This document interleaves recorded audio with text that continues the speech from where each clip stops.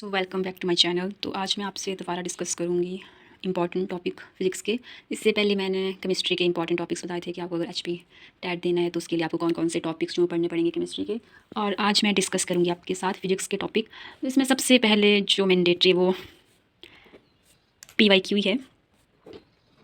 So it is very important कि आप सबसे पहले जो PYQ में प्रीवियस ईयर क्वेश्चन जो पिछले 10 सालों के वो सारे पहले देख लें। देखना इट मीन्स कि आपने देखना है उसमें कि आपको कौन कौन से टॉपिक जो वो कवर करने पड़ेंगे।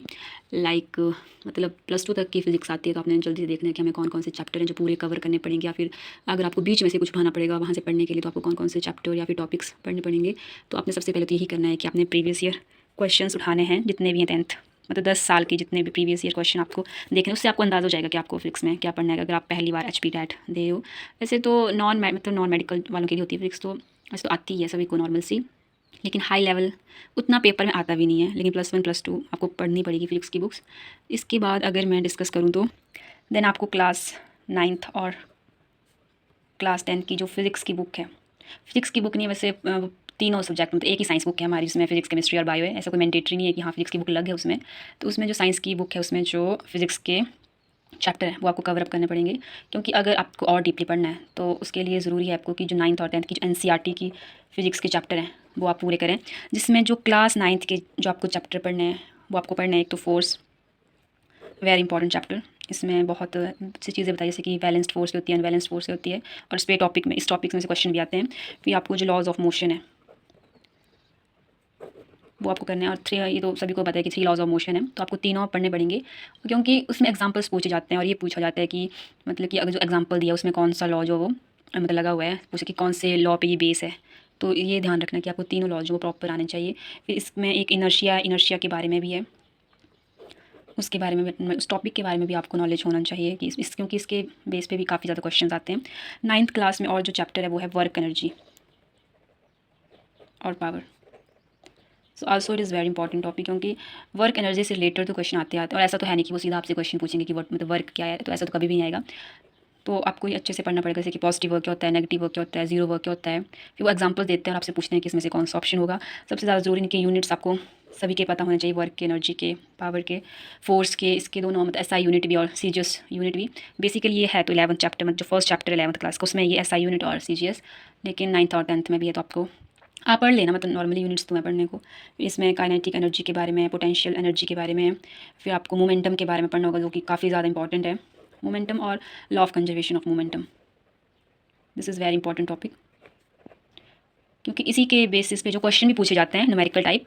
हाँ याद रखना कि वर्क एनर्जी और पावर में जो क्वेश्चन पूछे जाते हैं वो न्यूमेरिकली भी आपसे पूछ सकते हैं कि आपको वर्क निकालना पड़ेगा या फिर आपको एनर्जी निकालनी पड़ेगी, तो न्यूमेरिकली भी आ जाते हैं। और जो कंजर्वेशन मोमेंटम इसमें आपको एग्जाम्पल दिया होगा, फिर पूछा जाता है कि कौन से लॉ पे बेस है।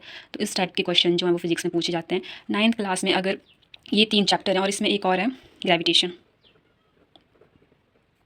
सो ग्रेविटेशन भी काफ़ी अच्छा चैप्टर है। आपको इसमें यूनिट्स पता होना चाहिए, आपको जी की वैल्यू, कैपिटल जी और स्मॉल जी के बारे में पता होना चाहिए, इनकी वैल्यूज़ आपको पता होनी चाहिए। फिर लाइक अर्थ पे value of acceleration due to gravity की होती है, तो ये वाले क्वेश्चन आते हैं। अगर आप इक्वेटर पे जाओगे तो वहाँ पे जी की वैल्यू होगी, पोल पे जी की वैल्यू क्या होगी, तो इस टाइप के क्वेश्चन आते हैं और डायरेक्टली बिल्कुल नहीं पूछे जाते हैं। तो ये कोशिश करना कि आप बिल्कुल डीपली इस चीज़ को, इस चैप्टर को पढ़ें, क्योंकि काफ़ी इसमें बेसिक्स क्वेश्चन भी पूछे जाते हैं और कभी कभी काफ़ी घुमा फिरा के पूछे जाते हैं, तो पढ़ लेना। इसमें फिर प्रेशर के बारे में भी है, प्रेशर है, थर्स्ट है, फ्री फॉल तो चलो वो ग्रेविटी वाले चैप्टर में ही है, लेकिन इसमें जो नेक्स्ट पार्ट है वो है प्रेशर के बारे में, थर्स्ट में इसमें वियोंसी प्रिंसिपल है और आर्किमिडीज प्रिंसिपल है। तो इसके बेसिस पे भी क्वेश्चन पूछे जाते हैं। अभी शायद लास्ट टाइम जो पेपर होता था उसमें वियोंसी के ऊपर क्वेश्चन पूछा गया था कि कौन कौन से फैक्टर्स हैं जिन पर डिपेंड करते हैं, तो ये मतलब प्रॉपर पढ़ के जाना। और ये जो 4 चैप्टर मैंने आपको 9th क्लास के बताया, यही चैप्टर जो है आगे आपको, जो आप 11th क्लास की जो NCERT की बुक है फिजिक्स के लिए, ये टॉपिक आपको उसमें मिलेंगे। बट वही है कि उसमें काफ़ी ज़्यादा डीपली है और यहाँ पे सिर्फ बेसिक्स है। तो ऑब्वियसली आपका जब बेसिक क्लियर होगा तभी आप जाके डीपली कुछ पढ़ पाओगे। तो अगर मैं 11th क्लास की बात करूँ, क्योंकि चैप्टर उसमें भी हैं, तो मैं यहीं से सीधा बोलती हूँ। उसमें जो फर्स्ट चैप्टर है यूनिट्स एंड मेजरमेंट, वो काफ़ी ज़्यादा इंपॉर्टेंट है। लाइक आपसे पूछ लेंगे, क्योंकि इसमें जो ज़्यादा पूछा जाता है वो पूछा जाता है डायमेंशनल फार्मूला। मेरी राइटिंग के लिए आप माइंड मत करना क्योंकि ऐसी है। आई होप आपको समझ तो आ रही है, क्योंकि इतनी बुरी भी नहीं है ये। स्पेलिंग का देख लेना आप। तो इसमें जो डायमेंशनल फार्मूला है वो काफ़ी ज़्यादा इंपॉर्टेंट है।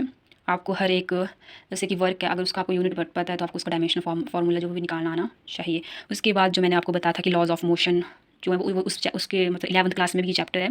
तो उसमें जो उन्होंने बताया वो बेसिकली जैसे कि स्पीड वगैरह के बारे में, एवरेज वेलोसिटी, एक्सेलेरेशन, फिर एक्सेल फिर सेंट्रीफ्यूगल फोर्स, तो ये चीज़ें आपको पता होनी चाहिए। फिर काइनेटिक एनर्जी और मोमेंटम के बीच में रिलेशन है जो काफ़ी ज़्यादा इंपॉर्टेंट है, वो चीज़ें हैं। फिर इसमें ग्राफ है मोशन के कि यूनिफॉर्म मोशन के लिए कौन सा ग्राफ बनेगा एट रेस्ट पे, वो ग्राफ जो है वो काफ़ी इंपॉर्टेंट है।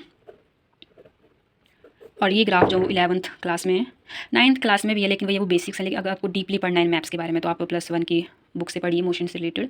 तो उसमें 3 टाइप के, लाइक एट रेस्ट पे होगी तो हमारी जो बॉडी है, सॉरी हमारी बॉडी पर होंगी, रेस्ट पे होगी तो हमारा ग्राफ कैसा बनेगा, फिर एक्सेलेरेटेड मोशन में होगी तो कैसा ग्राफ बनेगा, ये चीज़ें। इसमें एक्सेलेरेशन टॉपिक है वो भी पढ़ना पड़ेगा आपको, और डी एक्सेलेरेशन क्या होता है उस चीज़ के बारे में भी आपको पता होना चाहिए।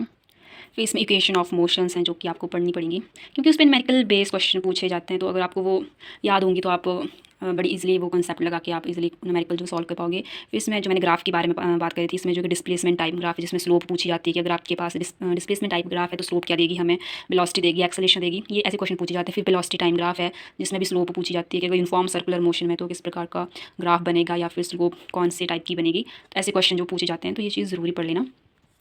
और फिर आपको यूनिफॉर्म सर्कुलर मोशन के बारे में भी नॉलेज होना चाहिए। ये छोटे छोटे टॉपिक हैं जो क्लास 11th में है, तो ये भी पढ़ लेना।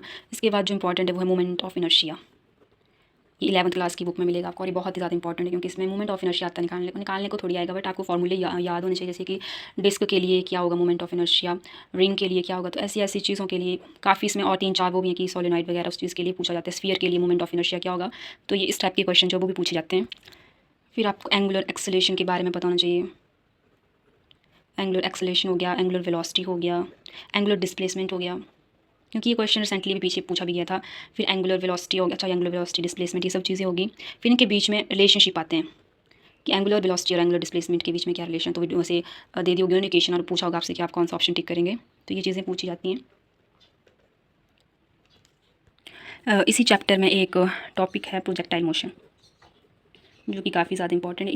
इसमें जो पूछा जाता है वो पूछा जाता है कि मैक्सिमम रेंज के ऊपर आपके पास न्यूमेरिकल आएंगे कि आपको मैक्सिमम रेंज निकालनी होगी, मैक्सिमम हाइट आपको निकालनी होगी, तो इस टाइप के क्वेश्चन पूछे जाते हैं। तो आपको ये टॉपिक भी कवर अप करना पड़ेगा। ये हो गया मोशन से रिलेटेड जो आपको टॉपिक है वो पढ़ने हैं। इसके बाद मैंने बताया था कि 9th क्लास की जो ग्रेविटेशन है वो था नॉर्मल ग्रेविटेशन, कि आपको पता होना चाहिए जी कांस्टेंट की वैल्यू क्या होती है, एक्सेलेरेशन ड्यू टू ग्रेविटी क्या होता है। इसमें फिर आपको मोशन ऑफ सैटेलाइट के बारे में पता होना चाहिए, जिसमें फिर एस्केप वेलोसिटी पूछी जाती है, ऑर्बिटल वेलोसिटी पूछी जाती है। अगर आप सिंपल इसका फॉर्मूला भी याद रखेंगे तो आप न्यूमेरिकल जो काफ़ी ईजिली कर पाएंगे। और इन दोनों के बीच में रिलेशनशिप भी पूछा जाता है, मतलब वैल्यू दी होगी कोई, मतलब जैसे कि v इक्वल कुछ भी, तो आपसे पूछेंगे कि ये जो रिलेशनशिप है एस्केप वेलोसिटी ऑर्बिटल वेलोसिटी में वो कैसा होगा। इसमें फिर एनर्जी, नेक्स्ट टॉपिक है इसमें एनर्जी ऑफ सैटेलाइट, जिसमें आपको काइनेटिक एनर्जी, पोटेंशियल एनर्जी और जो टोटल एनर्जी है इसके बारे में आपको नॉलेज होना चाहिए। और इसमें भी आपसे मतलब रिलेशन पूछा जाता है कि काइनेटिक एनर्जी इतनी होगी तो पोटेंशियल एनर्जी, और इन सब के बीच में क्या रिलेशन होगा, नेगेटिव आएगी कि पॉजिटिव आएगी। और एक और चीज़ इसमें टाइम पीरियड ऑफ सैटेलाइट।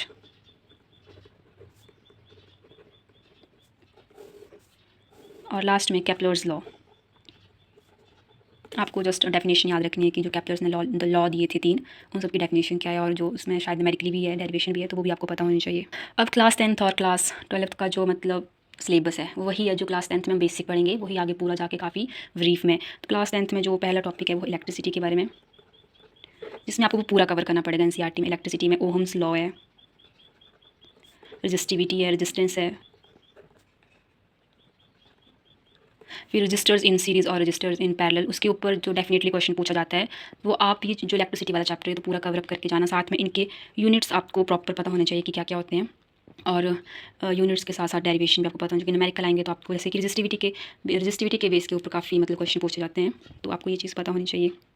और क्लास 12th में अगर मैं इलेक्ट्रिसिटी के चैप्टर के बारे में बात करूँ तो इसमें इलेक्ट्रिक फील्ड है शायद पहला चैप्टर, तो उसके एक रिलेशन इलेक्ट्रिक फील्ड के ऊपर, इलेक्ट्रिसिटी के बेस, इलेक्ट्रिसिटी के ऊपर है, इलेक्ट्रिक फील्ड क्या होती है उस पर बेस है वो क्वेश्चन। फिर इसमें आपको टॉर्क भी है और डाइपोल मोमेंट, ऐसे क्वेश्चन भी हैं।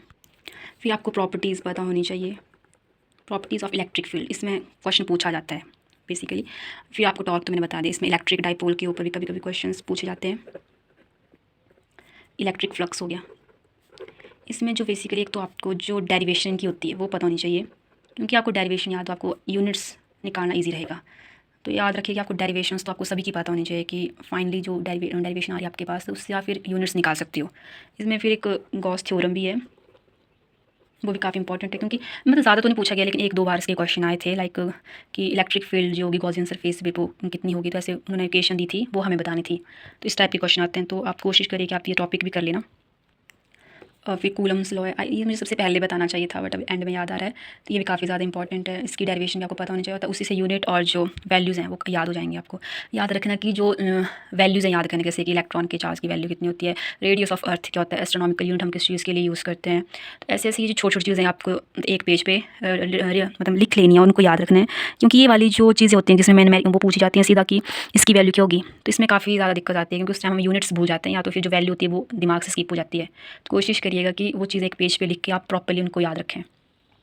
इसमें कैपेसिटर्स भी हैं, लेकिन उनके बारे में अभी तक मैंने एक भी क्वेश्चन देखा, लेकिन इसका भी आपको यूनिट्स और जो डेरिवेशन है वो पता होनी चाहिए। क्लास 10th में जो दूसरा चैप्टर है वो है मैग्नेटिज्म के ऊपर, कि मैग्नेटिक फील्ड लाइंस क्या होती हैं, इनकी प्रॉपर्टीज़ इंपॉर्टेंट है काफ़ी ज़्यादा। आपको मैग्नेटिक फील्ड के यूनिट के बारे में पता होना चाहिए। फिर इसमें जो एंड में पावर वगैरह भी पूछी जाती है, तो उसका यूनिट भी आपको पता होना चाहिए। फिर इसमें इलेक्ट्रिक मोटर, ट्रांसफार्मर, जनरेटर, इनके बारे में आपको बस ये ध्यान रखना है कि किस प्रिंसिपल के ऊपर बेस है, और इनमें जो चीज़ें यूज़ करी जाती हैं वो कौन कौन सी हैं और उनका क्या काम है। गैल्वेनोमीटर का क्या काम है, अमीटर का क्या काम है, ये चीज़ें पता होनी चाहिए। और बाकी क्लास 10th के बेसिस के ऊपर है, तो इसको पूरा कम्प्लीटली पूरा करिएगा, और न्यूमेरिकल भी देख लेना एंड विद यूनिट्स। नेक्स्ट जो चैप्टर है इसमें वो है रिफ्लेक्शन और रिफ्लेक्शन, वेरी इंपॉर्टेंट। बेसिकली इस चैप्टर में आपको लेंस और मिरर कि कौन कौन से लेंस और मिरर जो यूज़ किए जाते हैं, डेंटल जो वो कौन से मिरर का यूज़ करते हैं, हमारी आई में कौन सा लेंस है, ये चीज़ें पता होनी चाहिए। साथ में इनके यूजेस पता होने चाहिए। फिर हमारे जो मतलब कई टाइप की जो आइज़ के इशू होते हैं, जैसे कईयों को हाइपरमेट्रोपी होता है, तो उस चीज़ के लिए हम कौन सा लेंस यूज़ करेंगे, और इसकी अनदर प्रॉपर्टीज़ पढ़नी पड़ेंगी। Laws of reflection very important, इसके ऊपर भी क्वेश्चन आते हैं काफ़ी बार। फिर जो प्रिज्म बेस्ड क्वेश्चन है, क्वेश्चन तो क्या मतलब पूछ सकते हैं कि angle of deviation of prism क्या होता है, या फिर क्रिटिकल एंगल क्या होता है, तो ये चीज़ें भी आपको पता होनी चाहिए। फिर रिफ्लेक्शन हो गया, डिस्पर्सन हो गया, इन चीज़ों के ऊपर जो काफ़ी डिस्पर्सन हो गया, फिर स्कैटरिंग हो गया। तो ये ऐसे टॉपिक हैं जिसके में काफ़ी ज़्यादा एग्जांपल्स आपको मिलेंगे, और जो एग्जांपल्स हैं वो पूछे जाते हैं, और पूछे जाते हैं कि कौन से प्रिंसिपल पे बेस है, लाइक डिस्पर्सन पे है, स्कैटरिंग पे है। जैसे कि हमारा जो रेनबो किस चीज़ की वजह से होता है, कि लाइक डिस्पर्सन या स्कैटरिंग। फिर हमारा जो स्काई है वो ब्लू क्यों है, तारे जो वो क्यों टिमटिमाते हैं। तो ये इस टाइप की जो क्वेश्चन है वो रिफ्लेक्शन पे बेस्ड है, लाइक डिस्पर्सन हो गया, स्कैटरिंग हो गया, टोटल इंटरनल रिफ्लेक्शन हो गया। तो ये काफ़ी ज़्यादा इंपॉर्टेंट है, और इनसे क्वेश्चन पूछे भी जाते हैं, तो इनको आप पक्का पढ़ के जाना, और इनमें कंफ्यूज नहीं होने का, क्योंकि काफ़ी ज़्यादा मतलब कई बार हौच पौच हो जाता है ना कि इसमें क्या होगा, इसमें क्या होगा। तो इनको भी कॉपी पर लिख के रख लेना है कि कौन कौन से प्रिंसिपल पे कौन से एग्जांपल्स आएंगे। फिर इसमें एक मिरर फार्मूला भी है, वेरी इंपॉर्टेंट, और लेंस फार्मूला, और इसमें एक मैग्नीफिकेशन क्या होती है वो भी आपको पता होना चाहिए। आपको रिफ्रैक्टिव इंडेक्स के बारे में पता होना चाहिए। मीन्स अगर आप क्लास 10th की ये वाला चैप्टर पूरा करके जाओगे तो डेफिनेटली आप सारे क्वेश्चंस पूरे करके आओगे। It's very important chapter. इसके बाद +2 का एक चैप्टर है मैग्नेटिक प्रॉपर्टीज़ ऑफ सॉल्यूशन। तो इस चैप्टर में आपको जो पढ़ना है वो है जैसे कि इलास्टिसिटी के बारे में और मॉडुलस ऑफ इलास्टिसिटी। इसके आगे शायद टाइप भी हैं, तो कोशिश करिएगा कि इनको एक एक नज़र मार लीजिएगा कि किस चीज़ पे डिपेंड करते हैं। स्ट्रेस स्ट्रेन क्या होता है, उनके यूनिट्स, ये चीज़ आपको पता होनी चाहिए। फिर इसमें हुक्स लॉ एक पढ़ने को, तो डेफिनेशन याद रखिएगा कि अगर पूछ लिया तो किस पे बेस होता है, तो आपको पता होना चाहिए। फिर एक इसमें इक्वेशन ऑफ कॉन्टिन्यूटी है, तो ये पूछी जाती है कि किस प्रिंसिपल पे बेस है ये। इक्वेशन ऑफ कॉन्टिन्यूटी हो गया, और एक एंड में इसके बर्नौली थ्योरम, तो ये भी पूछे जाते हैं कि ये किस प्रिंसिपल पे बेस है, और इसके एग्जांपल्स हैं कि कहाँ पे यूज़ करते हैं हम इसको, वो चीज़ आपको पता होनी चाहिए। तो ये चीज़ भी आप पढ़ के जाइएगा। एक इसमें कैपिलरी एक्शन, जिसमें हम एंगल ऑफ कॉन्टैक्ट की बात करते हैं। कोहेसिव और एडहेसिव फोर्सेस का इसमें नॉलेज आपको होना चाहिए, आप ये चीज़ पढ़ लेना। इसमें एक लास्ट जो बचा वो पूछा कि वो है मैग्नेटिक, पैरामैग्नेटिक, फेरोमैग्नेटिक, इनकी आपको प्रॉपर्टीज़ पढ़नी है, और इसकी जो मैग्नेटिक ससेप्टिबिलिटी है और परमिएबिलिटी,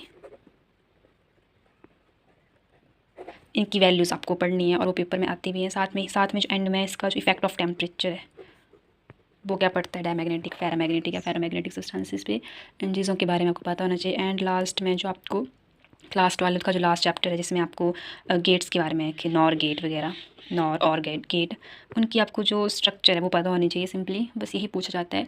और इसमें एक लास्ट चैप्टर है आपकी फ़िज़िक्स में एटम और न्यूक्लियाई, जिसमें फ्यूज़न फिज़न के बारे में बताया है। उसमें आपको वैल्यूज़ पता होनी चाहिए, प्रोटॉन्स की, इलेक्ट्रॉन को, इसको और क्या क्या बोला जाता है। वो चैप्टर काफ़ी इंपॉर्टेंट है क्योंकि उसमें जो एक कि किसी चीज़ की वैल्यू हमें याद करनी होती है ना, कि चार्ज की वैल्यू क्या होती है, अगर ये एटम का साइज़ इतना है तो उसका रेडियस, तो ऐसी चीज़ें जो उस चैप्टर में जो पूछी जाती हैं काफ़ी ज़्यादा। तो बस इतना ही था इसमें। अगर आपको वीडियो पसंद आई तो लाइक शेयर और सब्सक्राइब ज़रूर करिएगा और बस ऐसे तैयारी करते रहिए। All the best, thank you.